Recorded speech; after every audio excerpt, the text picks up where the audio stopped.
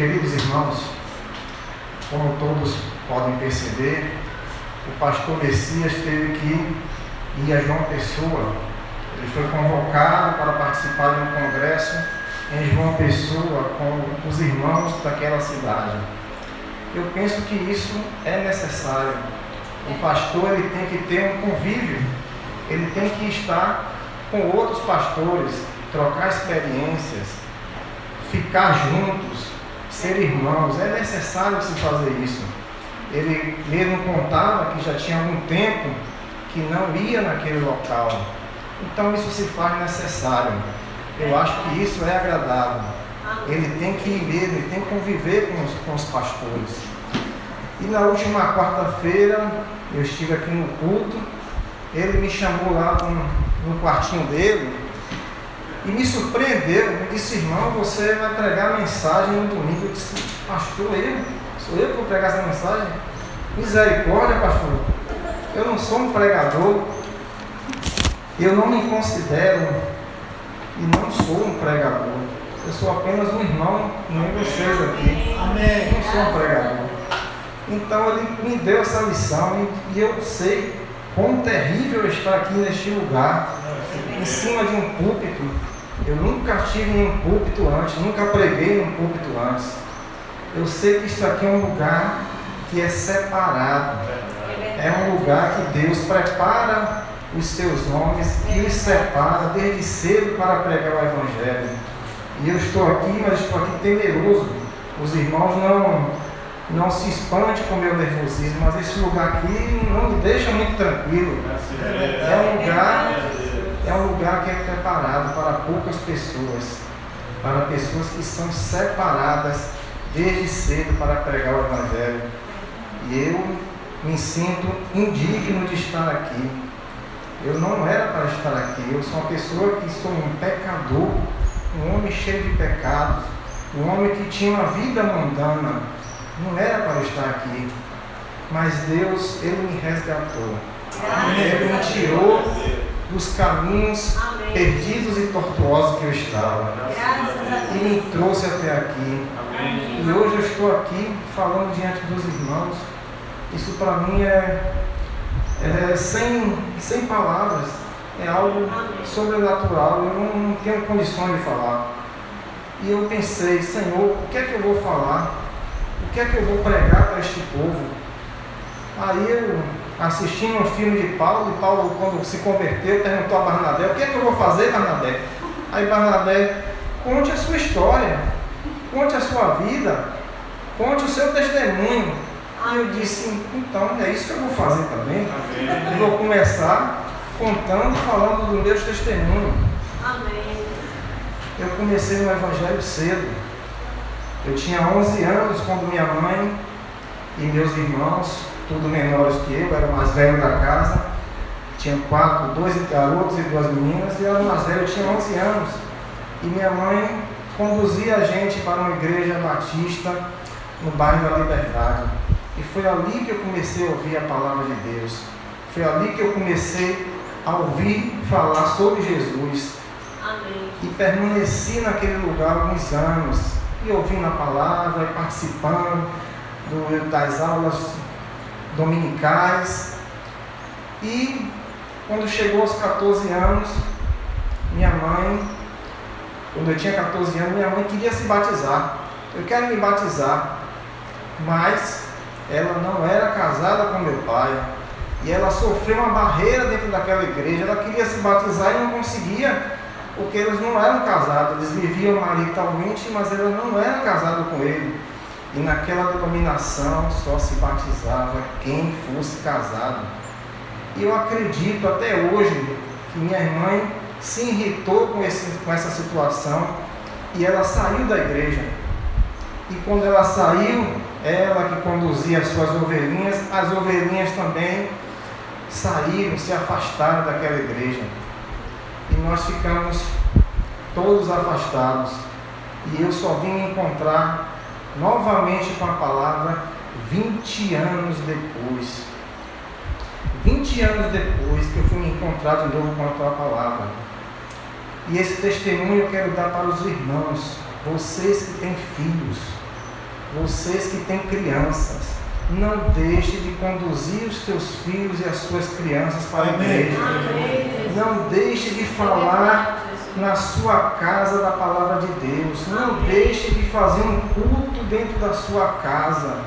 Você não sabe quão terrível é você ficar no mundo à toa, perdido. E até hoje, dos 4 irmãos, apenas eu voltei para a igreja. Os outros ainda estão perdidos. Inclusive minha mãe está afastada. Eles vão ao culto, participam de um culto, mas logo em seguida voltam para casa. Não permanecem. Continuam afastados. E logo depois que eu me casei, eu fui conduzido para trabalhar em uma cidade do interior chamada Ibirataia. Ibirataia é um nome indígena que quer dizer a planta que arde. Eu fui parar naquele lugar, fui trabalhar na cidade da pimenta. Então, trabalhando naquele lugar, eu tinha acabado de me casar. Eu disse: eu não quero continuar uma vida mundana, eu não quero ter que ir para festas, beber e sair com minha mulher para ir para uma festa mundana. E nós começamos a procurar um ambiente adequado. E nós encontramos uma igreja batista chamada Betânia, uma igreja batista renovada, Betânia. Eu não entendia muito de doutrina, eu não entendia muito de Bíblia. Eu estava no mundo, eu estava afastado. Eu achava, igreja é igreja. Se fala de Jesus, está ótimo, está bom. E eu segui naquele ambiente, naquela igreja. E aquela igreja era ligada à visão celular, à visão dos 12, né? Que você prega e cada membro da sua igreja monta uma célula dentro das suas casas para pregar o Evangelho. Tanto homens quanto mulheres. Os pastores tinham 12 homens, a pastora dele, a esposa, tinha 12 mulheres. E ali formava aquele grupo e pregava o Evangelho. Eu não entendia. Eu estava ali achando que aquilo ali tudo era normal.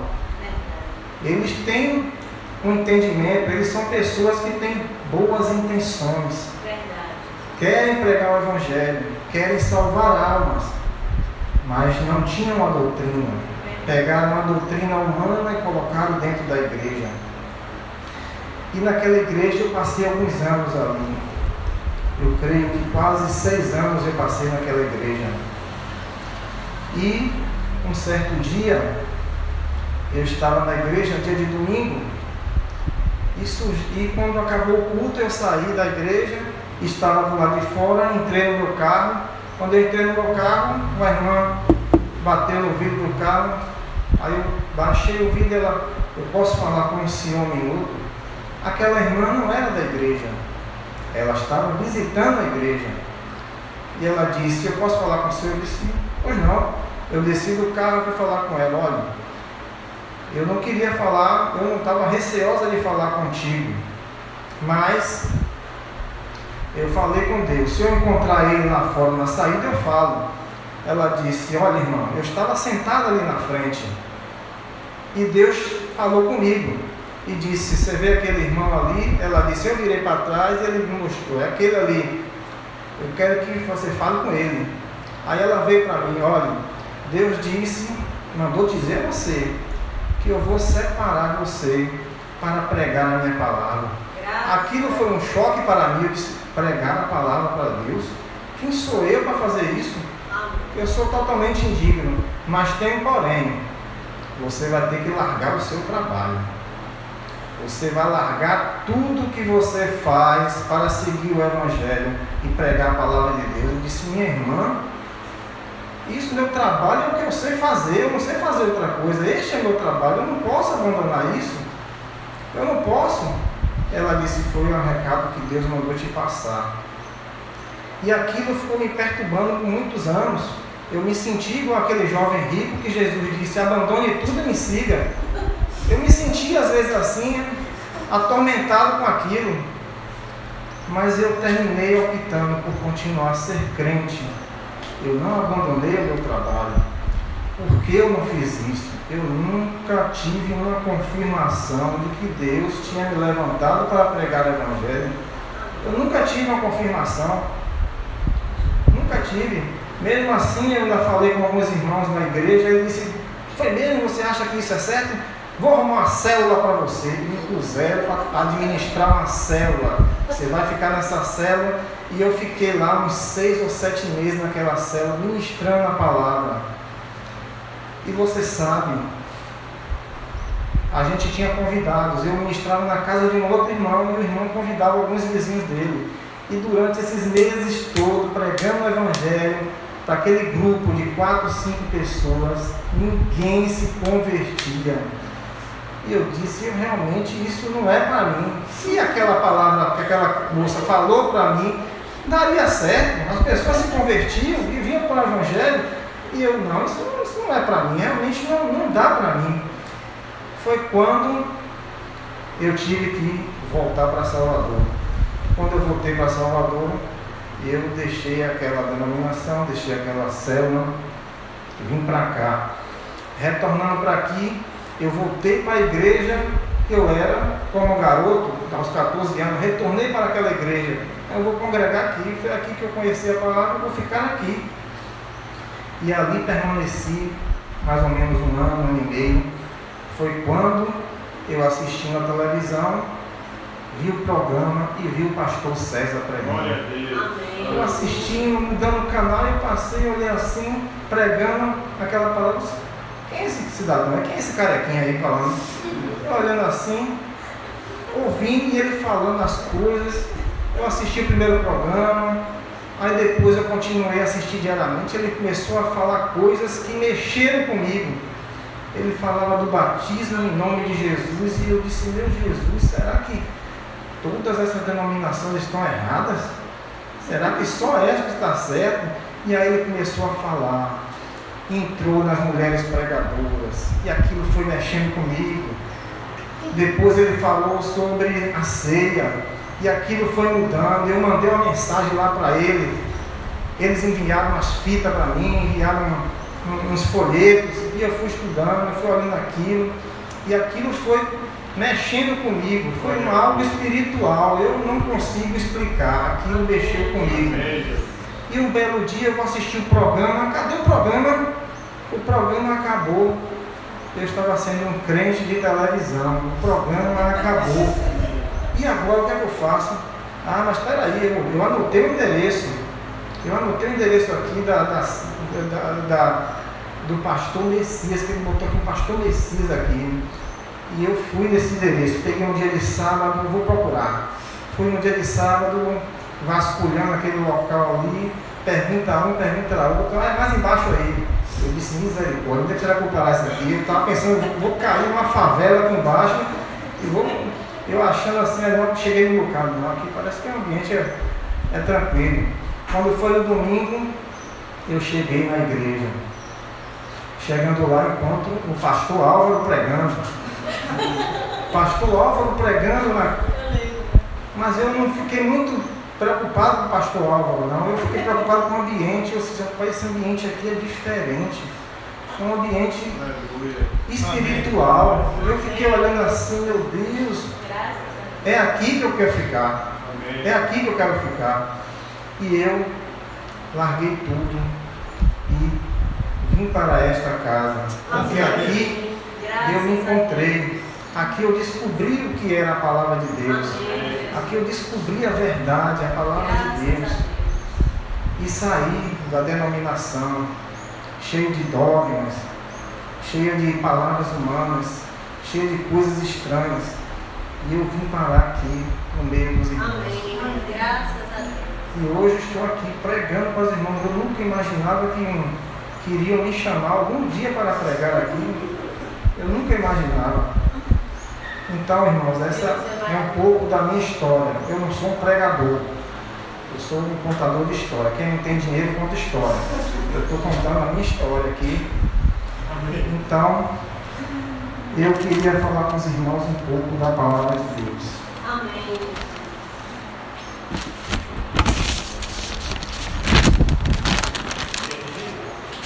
Pode ligar. Gostaria que os irmãos pegassem a Bíblia, por favor, no livro de 2 Reis, capítulo 2.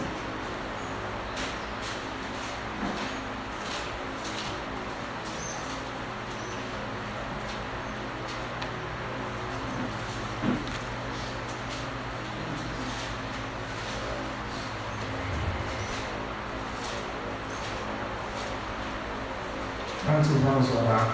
Senhor, a Tua palavra será falada aqui, Senhor. A Tua palavra será pregada aqui neste lugar, Senhor. Faz aquilo que Te apraz na Tua palavra, Senhor.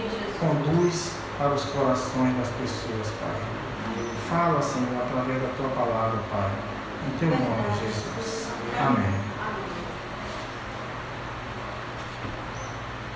Sucedeu, pois, que, havendo o Senhor de elevar Elias num redemoinho ao céu, Elias partiu com Eliseu de Gilgal. E disse Elias a Eliseu: fica-te aqui, porque o Senhor me enviou a Betel. Porém Eliseu disse: vive o Senhor e vive a tua alma, que te não deixarei. E assim foram a Betel. Então os filhos dos profetas que estavam em Betel saíram a Eliseu e disseram: sabes que o Senhor hoje tomará o teu senhor por cima da tua cabeça? E ele disse: também eu bem o sei, calai-vos.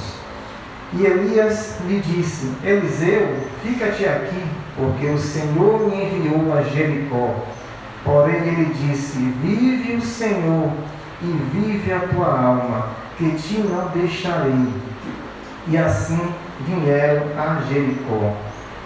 Então os filhos dos profetas que estavam em Jericó se chegaram a Eliseu e lhe disseram: sabes que o Senhor hoje tomará o teu senhor por de cima da tua cabeça? E ele disse: também eu bem o sei, calai-vos. E Elias disse: fica-te aqui, porque o Senhor me enviou ao Jordão. Mas ele disse: vive o Senhor e vive a tua alma, que te não deixarei. E assim ambos foram juntos. E foram 50 homens dos filhos dos profetas, e de longe pararam de fronte, e eles ambos pararam junto ao Jordão. Então Elias tomou a sua capa e a dobrou, e feriu as águas, as quais se dividiram para as duas bandas, e passaram ambos em seco. Sucedeu, pois, que, havendo eles passado, Elias disse a Eliseu: pede-me o que queres que te faça, antes que seja tomado de ti. E disse a Eliseu: peço-te que te haja porção dobrada de teu espírito sobre mim. E disse: coisa dura me pediste. Se me vires quando for tomado de ti, assim te fará. Porém, se não, não se fará. E sucedeu que, indo eles andando e falando, eis que um carro de fogo com cavalos de fogo os separou um dos outros. E Elias subiu ao céu num redemoinho. Porque vendo Eliseu clamou: meu pai, carros de Israel e seus cavaleiros. E nunca mais o viu. E travando dos seus vestidos os rasgou em duas partes. Também levantou a capa de Elias que lhe caíra e voltou-se, e parou à borda do Jordão. E tomou a capa de Elias que lhe caíra e feriu as águas, e disse: onde está o Senhor, Deus de Elias? Então feriu as águas e se dividiram, elas para uma e outra banda, e Eliseu passou. Amém? Amém. Poder sentar, irmãos. Eu queria falar um pouco a respeito disso, como eu já comentei, sobre o que Deus faz, a preparação que Deus faz para o homem quando Ele quer usar. Irmãos, nós vivemos em tempos tortuosos, vivemos em uma situação terrível na terra. Nós estamos vendo que a natureza está se mostrando. São furacões, trovões, relâmpagos, tudo que Deus está mandando para cá, para essa terra. Maremotos, Deus está trazendo destruição para este mundo. Nós temos vendo as pessoas, o homossexualismo tomando conta da sociedade. Nós estamos vendo a corrupção, nós estamos vendo o crime tomando conta da cidade. É chegado ao fim. Nós estamos chegando ao fim. E Deus falou também que neste tempo haveria um povo clamando para que Deus enviasse um avivamento. E esse povo recebeu o avivamento. Deus enviou um profeta para esta era, um profeta para este povo. Amém. Para resgatar novamente o povo, trazer o povo à palavra, que a palavra foi perdida durante as 7 eras da igreja. Deus enviou o profeta, William Marrambran, para trazer e resgatar novamente as pessoas à palavra de Deus. Amém. E ele procurou um homem no deserto. Lá ele foi e procurou um homem no meio do deserto dos Estados Unidos. E lá no meio do deserto, no meio do mato, ele preparou aquele homem.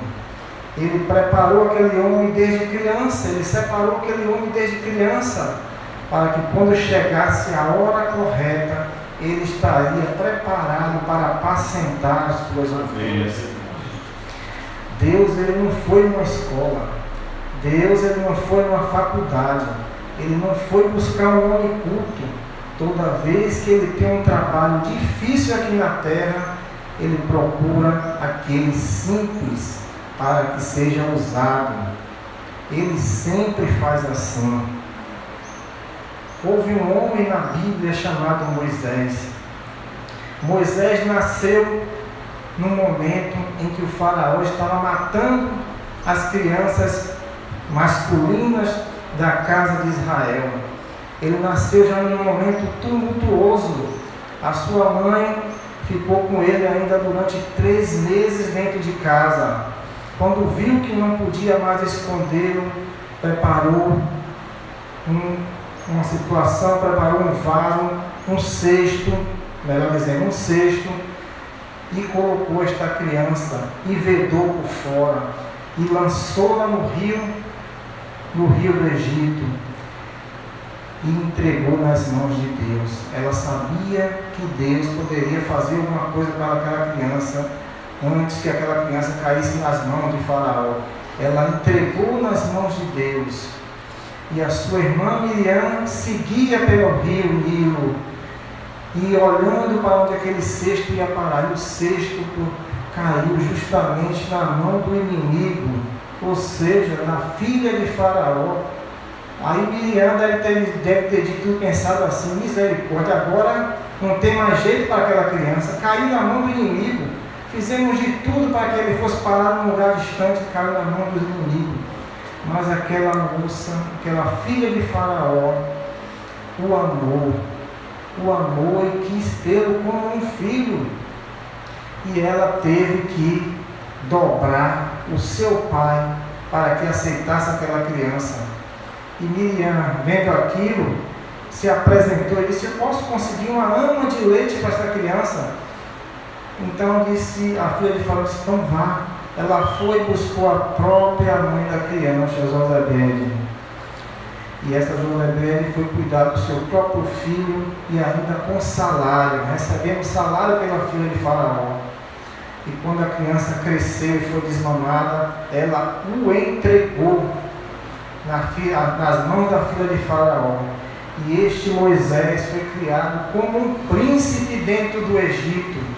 Ele teve acesso às melhores educações, aos melhores professores, aos melhores cientistas. Ele teve acesso a tudo isso até os 40 anos.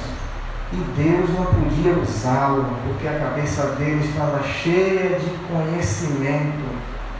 E quando a cabeça do homem está cheia de conhecimento, Deus ele não tem condições de usar esta pessoa. E para isso Deus tinha que tirá-lo de lá. E o que foi que aconteceu? Um dia Moisés, vendo um egípcio maltratando um hebreu, ele foi e matou o egípcio. E aquilo chegou aos ouvidos do faraó, que também que queria matá-lo por causa disso. E ele fugiu para Midian. E em Midian ele teve que passar 40 anos no deserto, se preparando. Deus deixou ele 40 anos no deserto se preparando, porque a missão dele era ficar mais 40 anos naquele deserto. E ele passando por aquilo, ele já teria experiência suficiente para quando ele retornasse para lá, ele não passasse por aperto e por dificuldade. Ele já conhecia o ambiente. E nesses 40 anos que ele ficou no deserto, pastoreando, se tornou um pastor de ovelhas. E durante esse tempo, a mente dele foi esvaziada dos conhecimentos do Egito. Foi esvaziada da ciência do Egito. E depois disso tudo, Deus pôde trabalhar com ele. Deus pôde aparecer a ele através de uma sarça ardente e falar com ele e dizer: Moisés, vá tirar o meu povo do Egito. E Moisés ouviu aquela voz e ele partiu para o Egito, um homem sozinho, com uma mulher e crianças e um cajado na mão. E alguém perguntava: o que é que você vai fazer, Moisés? Eu vou invadir o Egito. Você está louco, Moisés. Como é que você vai invadir o Egito? É a narração mais poderosa da terra neste momento. E ele foi. E foi usado por Deus. E Deus o preparava. Deus o preparou. E ele estava pronto para executar uma missão difícil. É assim que Deus faz com os seus homens. Deus o levou para o deserto. E como um oleiro, quebrou ele, quebrou o vaso, e o transformou para poder usá-lo novamente. Ele teve que passar por isso, essa preparação no deserto, porque ele iria mais na frente passar mais 40 anos com aquele povo no deserto.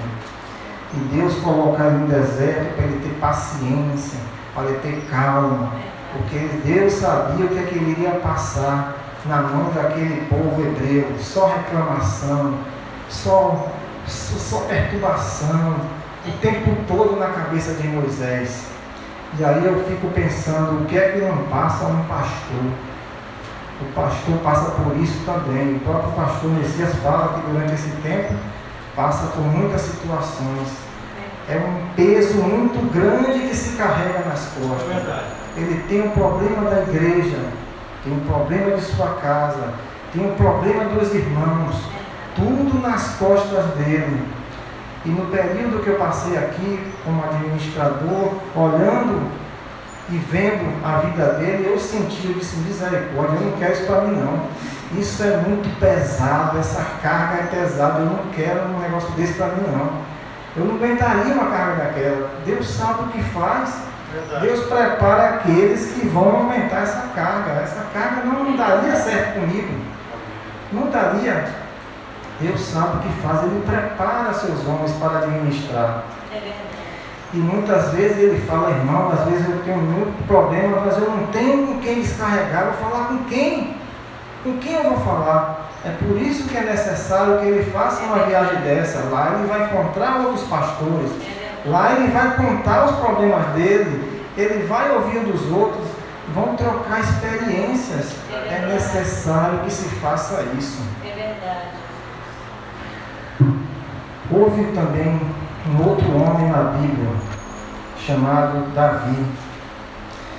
Deus começou a treiná-lo também, ainda quando ele era garoto, um pequeno pastor de ovelhas, no meio do campo, no meio da natureza. Deus começou a tratar ele ali, começou a trabalhar ele ali. Qual lugar melhor para Deus tratar uma pessoa do que no campo? no meio da natureza, no silêncio, na calmaria. Este é um lugar perfeito. E a Bíblia fala que em muitos lugares que Deus tratava com os seus, nesses lugares, afastado, longe da multidão, ali Deus poderia falar abertamente com ele. É verdade.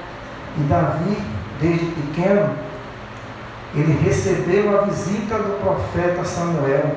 O profeta Samuel ainda veio quando ele era criança e o ungiu Deus e o ungiu rei de Israel. Veja você na cabeça de um garoto: eu sou o rei. Samuel, você ainda não é o rei. O rei ainda é Saul. O seu dia vai chegar. Quanto tempo depois que Davi foi receber a coroa de rei de Israel? Levou-se muito tempo. Deus precisava ainda trabalhar com ele, precisava preparar ele para assumir uma grande missão. Israel é um reino cercado de inimigos e vivia em guerras. Deus precisava prepará-lo. Não é porque recebeu uma oração, recebeu uma unção hoje, você vai se tornar uma coisa logo ali na frente. As coisas vêm depois. Deus vai lhe pegar ainda, vai lhe pisar, vai deixar você ainda esperando a sua hora. Não é como a gente quer, não é como você pensa que é. A sua hora só Deus é que sabe. A gente não pode se precipitar. E o profeta não pegou aquele garoto e levou: vem cá, Davi, vou levar você agora para a escola dos profetas, que lá você vai estudar, lá você vai se preparar e você vai ser um grande homem. Não, Deus disse: vá lá, unja e se retire, que agora quem vai ensinar ele sou eu é que vou ensinar ele.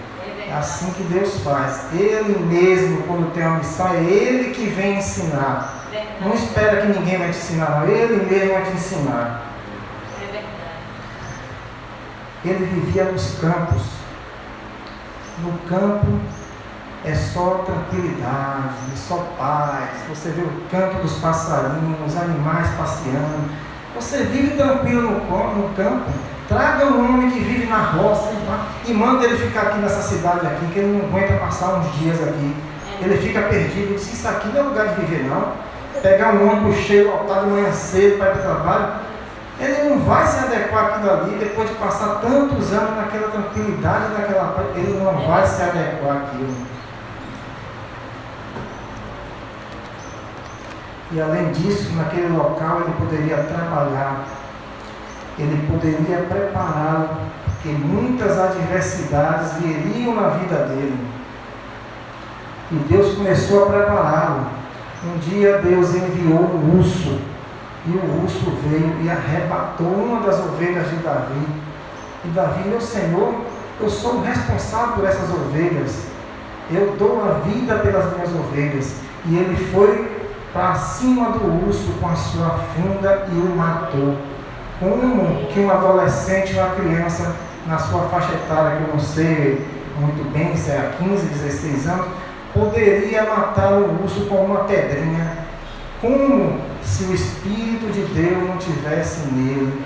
Ele não teria forças o suficiente para lançar uma pedra com tanta força e velocidade a ponto de matar um animal grande como aquele urso. E ele foi e o matou. Deus já estava com ele, o Espírito do Senhor já estava nele, por isso que ele fez. E como Deus ele vai preparando, ele vai aumentando as dificuldades. Depois Deus enviou um leão. O leão, a maior besta fera da floresta, um animal terrível. Nenhum homem fica diante de um leão. Um leão acaba com qualquer pessoa. Você não consegue nem correr, ele te pega. Você não consegue fugir. E aquele leão veio e arrebatou uma ovelha de Davi. E Davi mais uma vez lançou a funda no leão, que o atingiu. E o leão se levantou para o matá-lo. E ele segurou pela... Veja você, um garoto, segurar pela barba do leão e com uma faca matar o leão. Como se o Espírito de Deus não tivesse nele? Um animal que pesa mais de 200 quilos. enquanto Davi talvez não chegasse a 40. Como aquele garoto iria ter forças o suficiente para matar aquele leão, se o Espírito do Senhor não tivesse nele? Verdade. Deus preparando aquele homem. Amém. Assim Deus também faz com os seus escolhidos, né? Como já falei, os nossos pastores.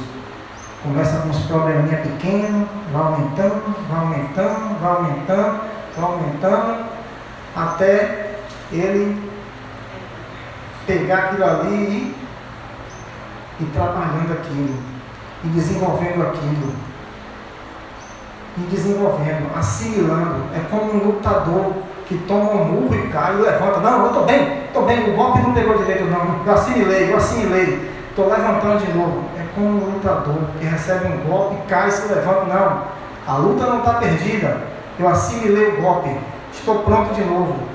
Assim também acontece com os pastores. Ele toma um tombo aqui, um tombo ali, um tombo aqui, mas ele tem que assimilar, ele tem que se levantar e prosseguir novamente, porque isso foi dado para ele. É uma responsabilidade muito grande.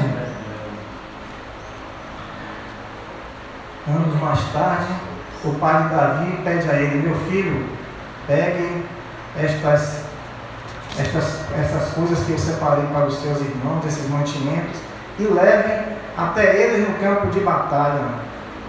E Davi foi ao campo de batalha. Quando Davi chega ao campo de batalha, Davi vê o exército de Israel de um lado e o exército dos filisteus do outro. E Davi vê um gigante, um homem terrível, grande, que vinha já há 40 dias e 40 tardes desafiando o exército de Israel. Não precisa que nossos exércitos lutem, basta que você envie um homem. E se eu vencer, você será nosso servo. Agora, se eu perder, nós seremos seus servos. E naquele exército de Israel, com tantos guerreiros, não se achou um homem que tivesse coragem para enfrentar aquele gigante. E Davi ali, olhando aquela situação, vendo aquilo, ele perguntou: vem cá, o que é que vai acontecer? O rei disse que quem vencer o gigante vai encher de riquezas e vai dar sua filha em casamento. Ele: opa, é a minha oportunidade, esta é a oportunidade que eu estava querendo, eu lutarei. Os soldados: peraí, você vai fazer o quê? Eu vou lutar. Você vai lutar com aquele gigante? Não é possível, não é uma coisa dessa. Mas eles vendo que só aquele garoto abriu a boca para dizer que ia lutar, o levou a Saul. E Saul, olhando para ele: vem cá, garoto, você vai lutar com aquele gigante? Você não tem a menor chance. Aquele gigante, ele é guerreiro desde a sua mocidade. Você não tem chance para lutar com ele.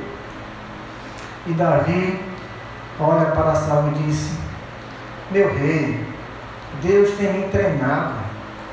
Eu estava no campo, veio um urso e tomou as minhas ovelhas e eu o matei.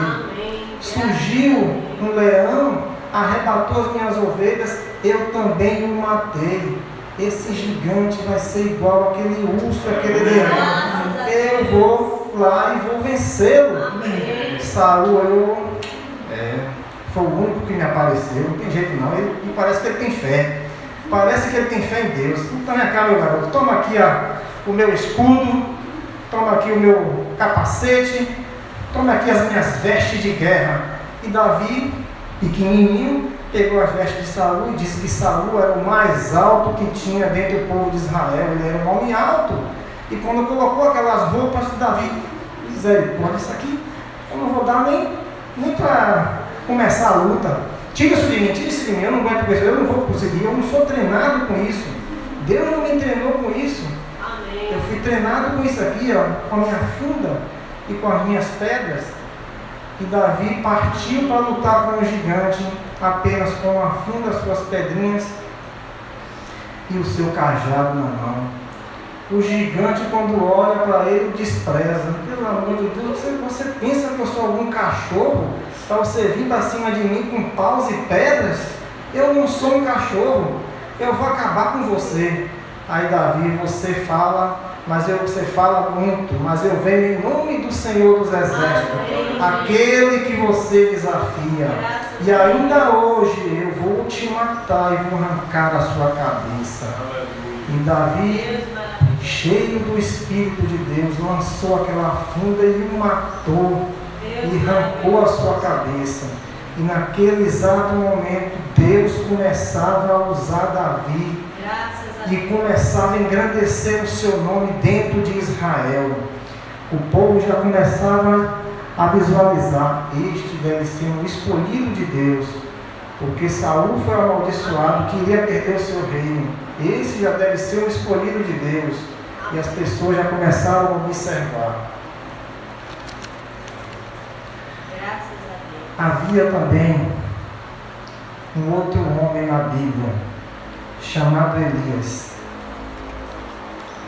Este foi o texto que nós lemos. Ele já era velho, ele já sabia: Deus está perto de me tomar, Deus está perto de me levar. E Deus falou com ele: eu vou te levar, eu te prepares que eu vou te levar, e eu quero que você arrume um substituto para mim. Deus, ele sempre faz isso, ele nunca deixa a gente só, a sós. Quando ele retira o homem de Deus, ele levanta outro. Ele não nos deixa a sós, ele sempre traz outro. E Elias foi para onde? Deus vai buscar uma pessoa. Deus disse para Elias: vá na casa dos profetas, vá na denominação, vá naquela faculdade de teologia buscar o homem que eu escolhi. Não, Deus disse: vá na roça, lá tem um lavrador chamado Eliseu, é ele que eu vou usar. Amém, Jesus. E Elias parte, chega lá e encontra Eliseu. Eliseu tomando conta de 12 juntas de bois, arando a terra.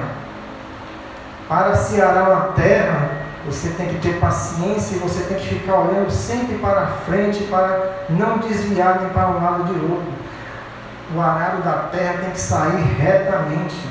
E ele tinha paciência para estar aqui. Deus sabe que aquele que ara a terra não olha para trás, ele não volta para trás, senão ele vai perder o trabalho dele.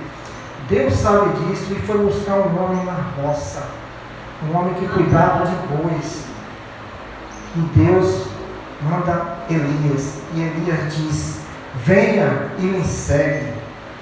Agora eu conto para os irmãos: será que Deus também já não vinha trabalhando com Eliseu? Deus já não vinha falando com Eliseu? Será que Deus já não tinha dado uma visão para Eliseu de que aquilo iria acontecer? Porque você olha a atitude dele, ele não diz: eu vou ali, eu vou aqui, deixa eu estudar mais alguns anos, deixa eu ir para a faculdade, deixa eu me formar para eu vir fazer esse serviço.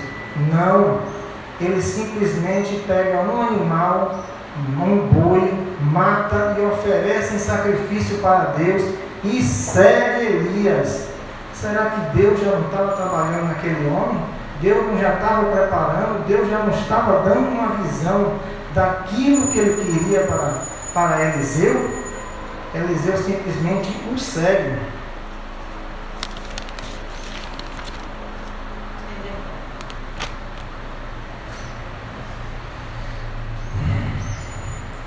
Deus ensina a ter paciência para cuidar e ensinar os animais. Deus deu paciência para ele. Vocês sabem o que é adestrar vários animais e bois para fazer um serviço, e todos têm que seguir aquele serviço na mesma velocidade, na mesma situação. Tinha que ter um treinamento, e Eliseu teve que ter paciência para treinar aqueles animais para fazer o serviço e o trabalho de arar na terra. Teve um trabalho, ele foi preparado, porque Deus sabia que ele iria tomar conta e preparar de homens. E para você trabalhar com pessoas, você tem que ter muita paciência. Os animais, eles não reclamam. Os animais não gritam no seu pé de ouvido, não reclamam, não lhe respondem. Ele simplesmente vai fazendo condicionadamente. Mas homens são diferentes. Ele vai reclamar. ele vai achar ruim, ele vai fazer alguma coisa. E Deus teve que preparar aquele homem, porque ele ia cuidar de gente, ia cuidar de homens. Ele tinha que preparar aquele homem para que ele pudesse ensinar a palavra de Deus, para aquelas pessoas não saírem do caminho, continuar em linha reta, não sair do caminho, não se desviar, permanecer reto na linha. Então Elias vem e disse a ele: fique aqui que eu vou para Gilgal, o Senhor tem me chamado. Eliseu olha assim: peraí, você me tira do trabalho, eu estou lá trabalhando, você diz venha e segue-me, e agora diz fique aqui que eu vou embora? Que negócio é esse, Elias? Não, vive o Senhor e a tua alma, que não te deixarei. Amém. Eliseu, ele era um crente, ele disse: eu te acompanharei. Foram para Gilgal,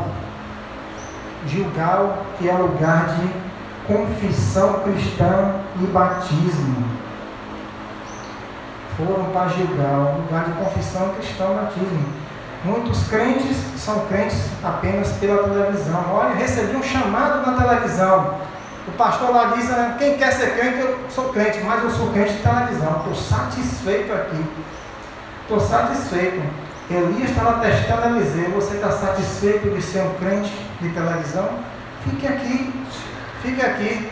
Muitos são assim, né? São crentes apenas na televisão. Eles vão lá e ouvem a televisão e ficam assistindo aquele programa e dizem: eu sou crente, ele fez o chamado e eu aceitei. Mas Eliseu era um crente diferente. Eliseu sabia que tinha mais. Eliseu sabia que tinha mais de Deus. E ele estava preparado para o mais de Deus. Então eles foram para o Gilgal. E Elias disse: fique aqui, é o bastante, você tem feito. Chegaram em Gilgal, Elias disse: fique aqui, é o bastante, você já é crente, você agora já confessou, já foi batizado, o que é que você quer mais? Tá bom, fique tranquilo, fique por aqui, fique em Gilgal. Mas Elias não. Elias disse: eu vou a Betel, porque o Senhor tem me enviado a Betel. Pode ficar em Gilgal, fica aí tranquilo, você já é crente, já é batizado, já se confessou. Mas Elias sabia que tinha mais de Deus. Será que nós somos assim?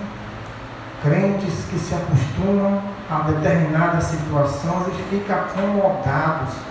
Ficamos acomodados, sabendo que Deus tem mais para a gente, sabendo que Deus tem muito mais para nós. Nós vamos ficar aqui acomodados com isso. Sou crente, já confessei, sou batizado, estou salvo, estou na glória, estou liberto já, para mim está bom. Será que é isso só que Deus quer de nós? É só isso? Mas Eliseu era um crente. Ele disse: não, vive o Senhor e a tua alma, que não te deixarei. Amém, Jesus. Isso satisfaria muitos crentes. Estou satisfeito, estou aqui, batizei, estou tranquilo. Muitos crentes se satisfazem com isso.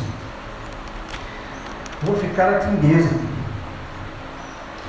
E lá em Betel, ele encontraram profetas bem treinados e pregadores. E esses profetas chegam para Eliseu: você sabe que o seu Senhor será tomado, não é? O seu Senhor será tomado. E você vai ficar só. Você vai seguir esse fanático? Você vai andar nessa denominação? Nesse fanatismo aí? Nessa igreja? Você vai andar nisso? Fique aqui na nossa denominação. O que é que você vai falar, vai fazer naquela igreja lá? O que é que você vai ficar atrás desse profeta, o William Marrandrão? Quem é esse homem? Eu não sei quem é esse homem. Fique aqui em nossa denominação. E Eliseu querendo ser um crente, querendo melhorar, mas aparece sempre aqueles para dizer a você: não, o que é que você vai fazer lá? O que é que você está fazendo cá? Eu me lembro que quando eu vim para cá, Minha mulher se assustou. Minha cá, você vai largar aqui, pertinho de casa, tudo tranquilo aqui, para ir lá para longe? Ela se assustou e eu disse, não, para cá eu não volto mais. E ela também, olhando para um lado, olhando para o outro, ela disse, então eu vou te seguir. Se você está dizendo que está certo, eu vou te seguir. Eu vou te acompanhar. E ela veio, me acompanhou, estamos aqui até hoje. Graças a Deus. É assim que Deus faz. Deus trabalha na vida da gente. Amém, Jesus. E Eliseu respondeu, sim, eu sei, mas calai-vos, ficai quietos. Eu sei onde eu estou indo. Deus tem me encaminhado. Olha como ele diz, eu sei, calai-vos. Como é que ele sabia que Elias iria ser arrebatado, que iria embora? Deus o revelou, como eu tinha dito antes. Deus já vinha trabalhando com ele. Deus tinha dado uma visão para ele das coisas que iriam acontecer. Amém. E ele estava sabendo. E aquelas pessoas tentaram tirar ele, desviar ele do caminho, mas ele, não, eu vou prosseguir. Então, Elias disse, fica-te aqui, o Senhor me enviou a Jericó. Fica aí, você já é um crente, já foi batizado, já se confessou, fique aí, está bom demais para você, eu vou para Jericó. E Jericó quer dizer perfumada, a terra das palmeiras, perfume. E Eliseu diz, vive o Senhor e vive a tua alma, que não te deixarei. Amém. E novamente, quando Eliseu, seguindo com Elias para Jericó, aparece os filhos dos profetas novamente. Eliseu, você tem certeza do que você está fazendo? Tem certeza do que você vai? Fica aqui na nossa denominação. Aqui na nossa igreja tem uma quadra de esporte. Domingo de manhã a gente vai jogar uma babinha. Depois tomamos refrigerantes e tudo mais. Aqui tem tudo. Aqui nós temos um teatro aqui. Você vai... Aqui tem de tudo. Você não vai sentir falta de nada. Nós estamos preparados para você, Eliseu. E Eliseu, eu bem sei disso. Calai-vos. E o perfume. O que é o perfume? O perfume é você passar em algum lugar e a pessoa sentir o seu cheiro. Quando você passa em algum lugar, as pessoas notam que você é um cristão só pelo seu passar, pelo seu andar pela rua, você é notado. Aquela pessoa ali tem um perfume diferente. É uma pessoa diferenciada. Será que você é notado assim? Você é diferente, você tem um jeito diferente, você é um cristão, você tem um perfume diferente. Isso é você estar acompanhado pelo cheiro suave do Espírito de Deus. Quando você está acompanhado do Espírito de Deus, as pessoas notam ao seu redor, elas logo veem vocês. E isso é espantoso, as pessoas notarem.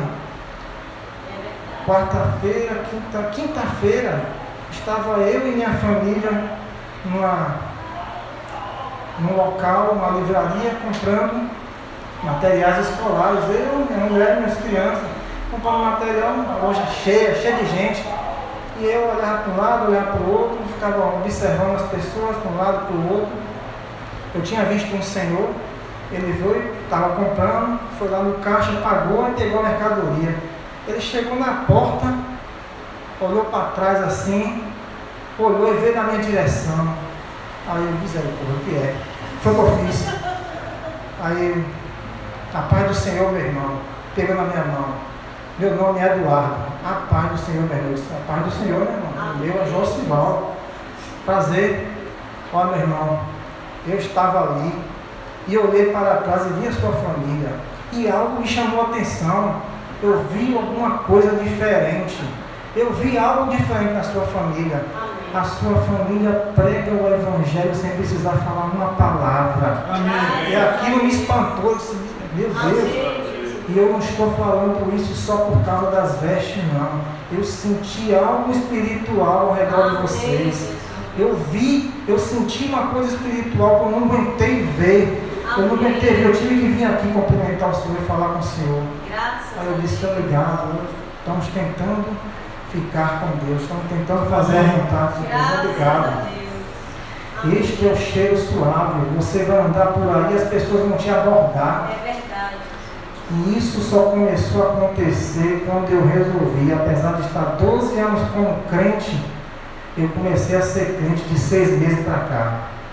De 6 meses para cá foi que eu resolvi dedicar minha vida e fazer as coisas para agradar a Deus. E depois disso, coisas vêm acontecendo semanalmente. Toda semana, semanalmente acontece uma coisa desse tipo assim. A gente fica sendo assim, o sobrenatural de Deus trabalhando na nossa vida. Nós estamos vendo isto. Mas enquanto eu era apenas um crente de sentar na cadeira, vir à igreja e voltar para casa, as coisas não aconteciam. Você não via o sobrenatural, mas quando você começou a trabalhar ali, Amém. o cheiro suave de Deus começa a penetrar em você e você vai ser notado onde você passar. As pessoas vão perceber que o Espírito de Deus está te cercando. Amém.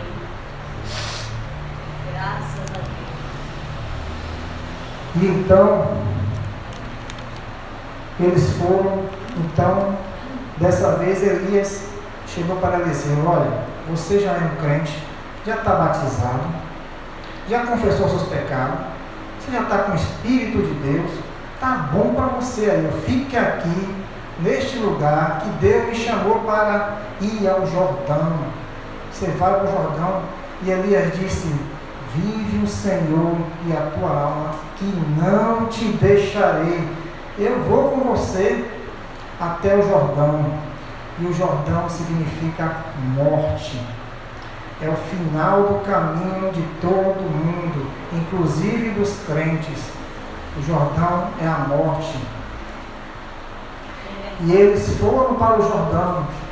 E de longe surgiu os 50 profetas de longe. E de longe eles gritaram, Eliseu, você tem certeza que você quer atravessar esse rio? Esse é o rio da morte. Você sabe nadar, Eliseu?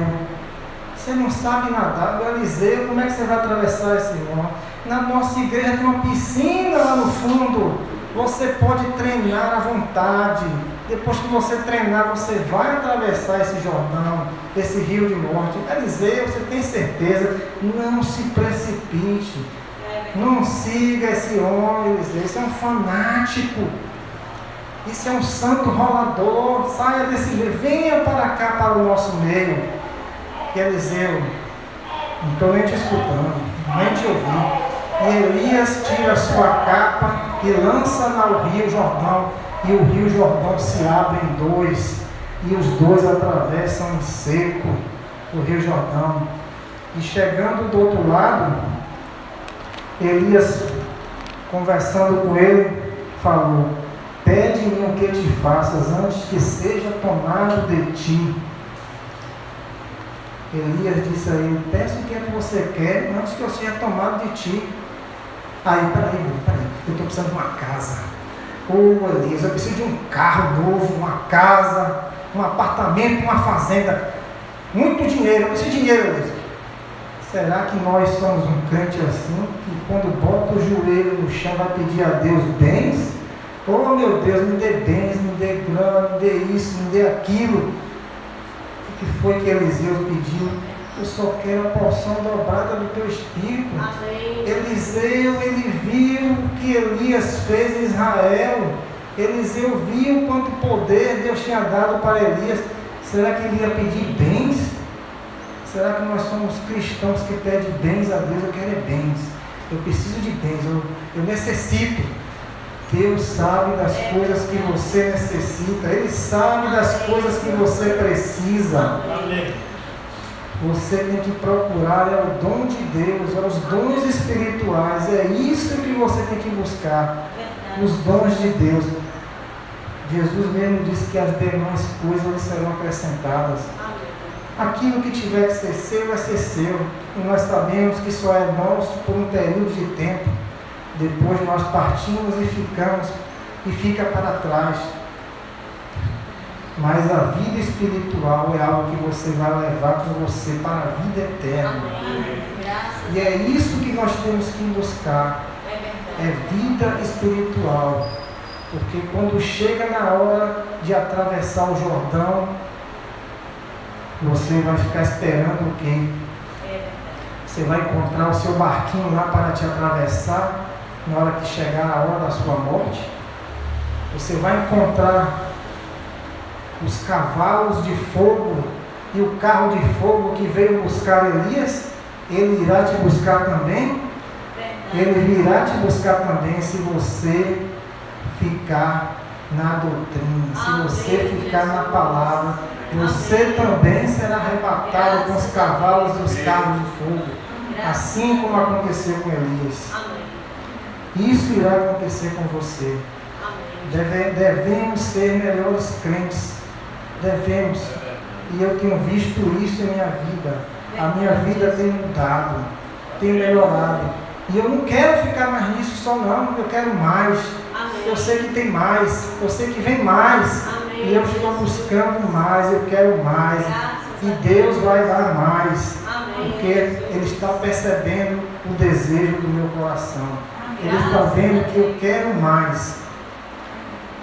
Estamos procurando mais. Então, queridos irmãos, esta foi a minha mensagem. Apesar de ser uma mensagem que eu achei que foi curta, mas eu fiz aquilo que estava nas minhas possibilidades. Eu gostaria de encerrar nosso culto com a oração. Eu queria que a irmã acompanhasse logo depois aqui um hino com a gente aqui para a gente concluir. Ficamos de pé, por favor.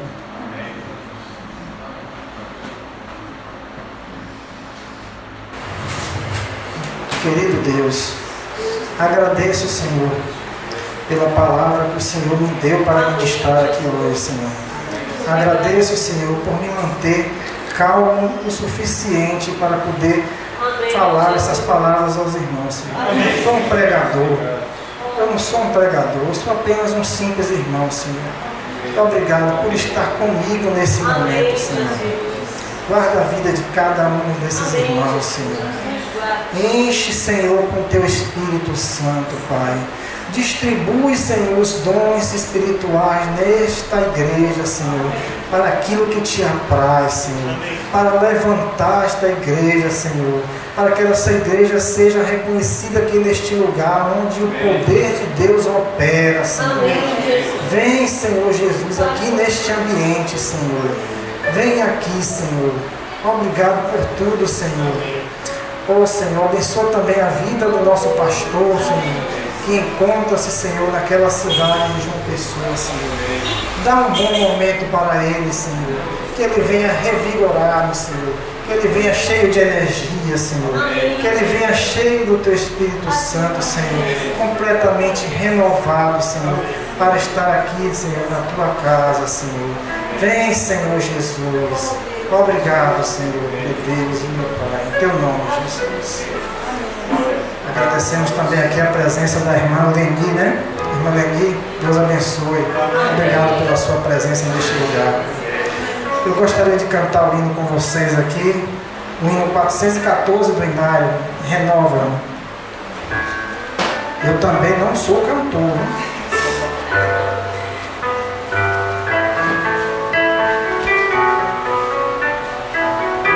Ajudem aí.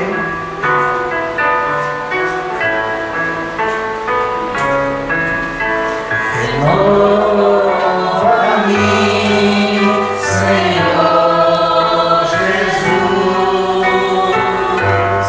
Já não quero ser igual. Renova-me, Senhor. Põe em mim teu coração.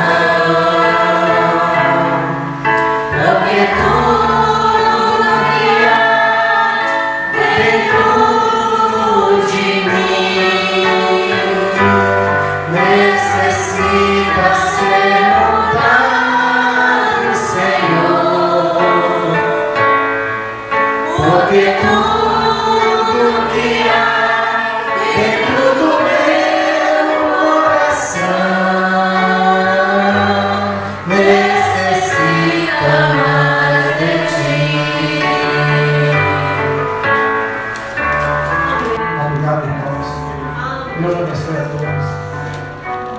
Cumprimento o seu irmão.